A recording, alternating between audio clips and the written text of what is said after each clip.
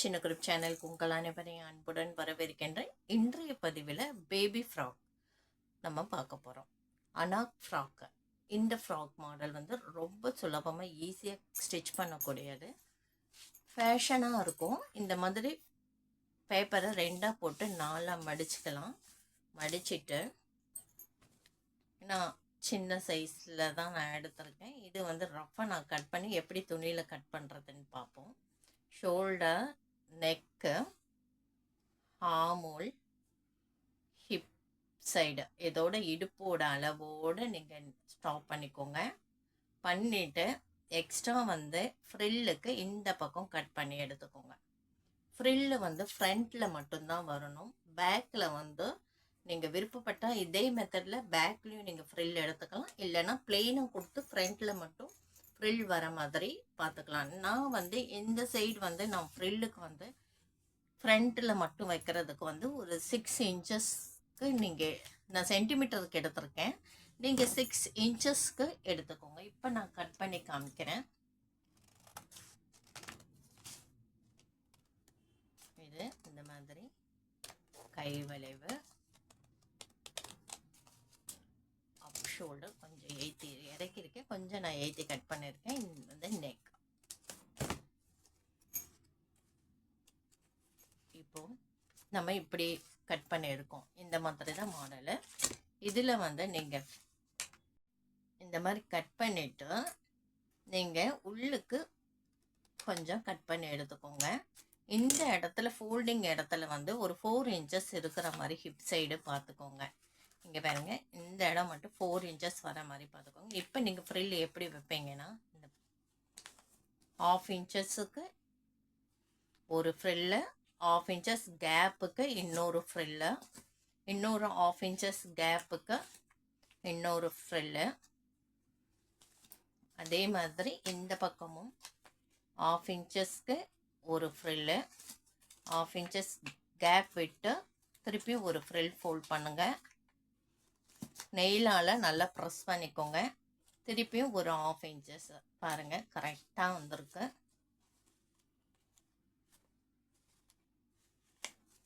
இப்படி தான் ஃப்ராக் வரும்.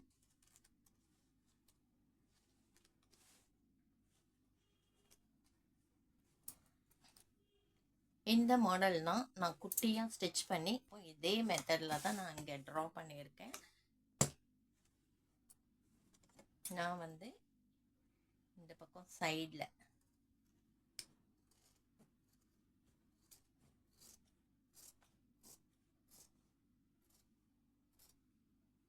ஃபஸ்ட்டு இந்த லைனில் கட் பண்ணிக்கோங்க.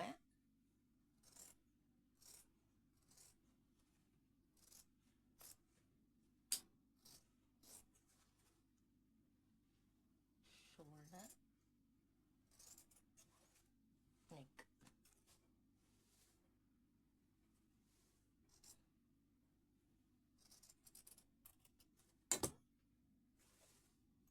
இந்த மாதிரி நமக்கு கிடைக்கிது. இதில் நீங்கள் வந்து ஃப்ரில்ஸ் வந்து வைக்கணுன்னா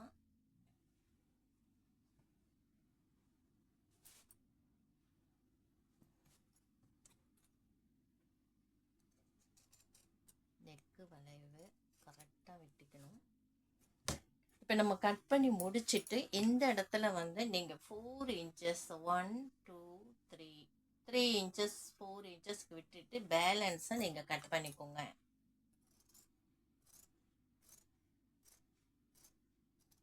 இப்போ ஓப்பன் பண்ணி பார்த்தீங்கன்னா நமக்கு இப்படி கிடைக்கும் இல்லைங்களா? இதை வந்து நம்ம இந்த மாதிரி மடித்து 1/2 இன்ச்சஸ்க்கு ஒரு ஃப்ரில்லு, அந்த மாதிரி 1/2 இன்ச்சஸ்க்கு ஒரு ஃப்ரில்லு, 1/2 இன்ச்சஸ்க்கு ஒரு ஃப்ரில்லு, இங்கே சைடு 1/2 இன்ச்சஸ்க்கு ஒரு ஃப்ரில்லு. இதே மாதிரி இந்த பக்கமும் 1/2 இன்ச்சஸ்க்கு ஒரு ஃப்ரில்லு,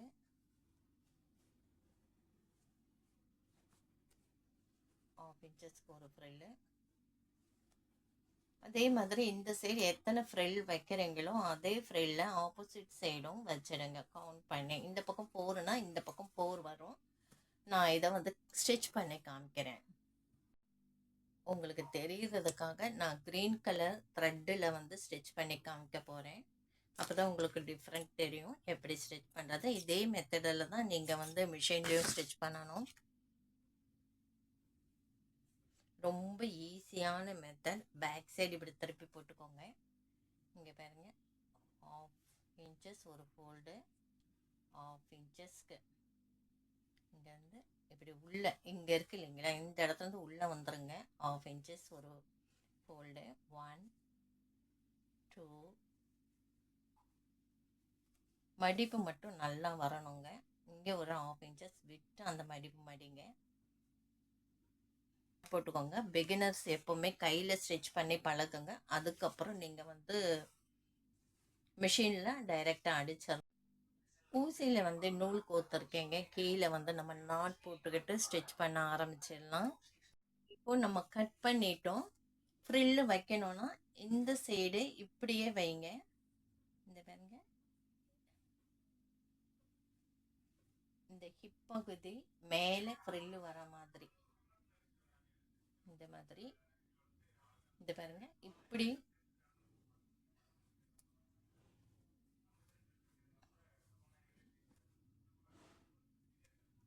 நம்ம கட்டிங் மேலே ஃப்ரில் வர மாதிரி வச்சுக்கோங்க. இங்கே சிதும்பெல்லாம் இருந்தாலும் நம்ம மேலே வந்து லேஸ் கொடுத்து ஸ்டிச் பண்ணிக்கலாம். அந்த சிதும்பல் இருந்தாலும் நீங்கள் நீட்டாக கட் பண்ணிட்டீங்கன்னா லேஸ் கொடுத்து நம்ம ஸ்டிச் பண்ணிடலாம். இப்போ வந்து நான் ஃப்ரில் வைக்க ஆரம்பிச்சிட்டேன். இப்போ நம்ம கட் பண்ணிட்டோங்க. இங்கே கீழே வந்து நான் நாட் போட்டுட்டேன்.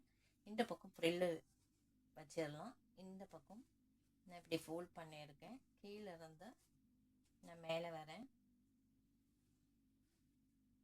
இந்த ஹிப்பு பகுதியும் சேர்த்து நீங்கள் மேலே குத்துங்க.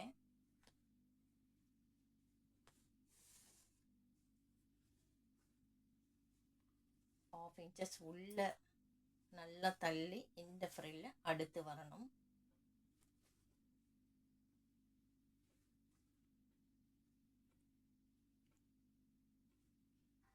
இந்த துணி வந்து நல்லா திக்காக இருக்கிறதுனால ஊசி குத்தி எடுக்கிறது கொஞ்சம் கஷ்டம். வந்து நீங்கள் அயனிங் பண்ணீங்கன்னா அது அப்படியே அழகாக நிற்கும். நான் திருப்பியும் கீழே இந்த ஹிப்பு கிட்ட வந்து கீழே வந்து நான் நாட் போட்டுறேன்.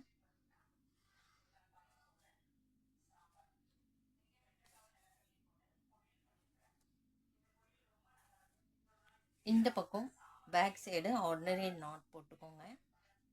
மிஷினில் தைக்கிறதா தான் நீங்கள் டைரெக்டாக வச்சு தைக்கலாம். பிகினர்ஸ் வந்து ஃபஸ்ட்டு எடுத்தோன்னே கையில் ஸ்டிச் பண்ணிவிட்டு அதுக்கப்புறம் வந்து நீங்கள் மிஷினில் ஸ்டிச் பண்ணுறது நல்லது.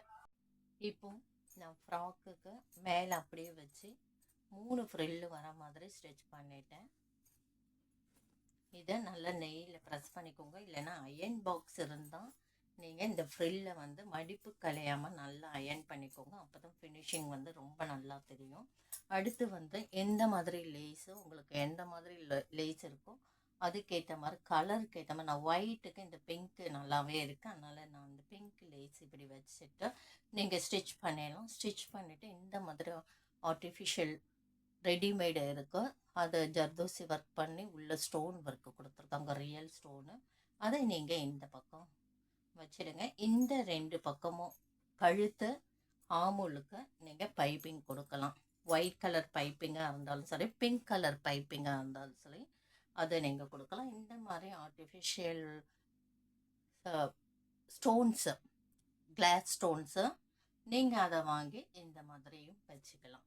இந்த வீடியோ உங்களுக்கு கண்டிப்பாக பிடிச்சிருக்கும்னு நினைக்கிறேன். ஃப்ரண்ட் அண்ட் பேக்காக இதே மெத்தடை ஃபாலோ பண்ணி நீங்கள் ஸ்டிச் பண்ணிவிட்டு அடுத்து ஷோல்டர் ஜாயின் பண்ணிவிட்டு நெக்கு கிராஸ் பீஸ் பண்ணி ஜாயின் பண்ணிவிட்டு ஹார்மோலும் கிராஸ் பீஸில் நீங்கள் ஜாயின் பண்ணிடுங்க. அருமையாக வந்து ஃபேஷன் ஃப்ராக்கு, அதாவது அனாக் ஃப்ராக் ஈஸியாக எப்படி ஸ்டிச் பண்ணுறதுன்னு பார்த்தீங்க.